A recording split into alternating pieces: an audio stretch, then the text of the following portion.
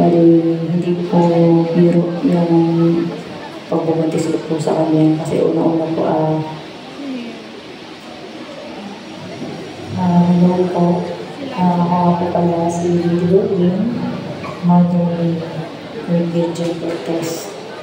Bali, hindi po biro yung pagbubuntis ko po sa kanya kasi una-una po hindi po namin siya planado, which is breastfeed po ako sa panganay na kapatid niya. And then, hindi pa po nakakaroon ng mens noon. Then, nalaman po nung buntis ako nung minsan nagtai ako. Kaya sabi ko sa mother ko, "Mama, nakakailang balik na ako sa bahay. Mag-PT daw ako." So, ito na, nag-PT ako ng gabi. Then, nalaman ko nabuntis ako, positive. Then, the next day, napunta ako sa Rainbow.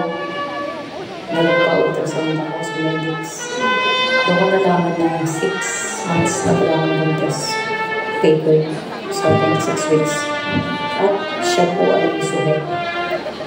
So, nintay ko po siya hanggang 9 months.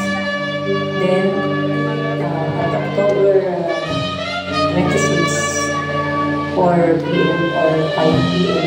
Yung pawag sa mga labor. Sabi ko, umanganak na po ako. Then, lakad-lakad po ako dito bago ako nagpunta ng General Hospital. And then, talagang hindi na po siya kaya. Napadala na po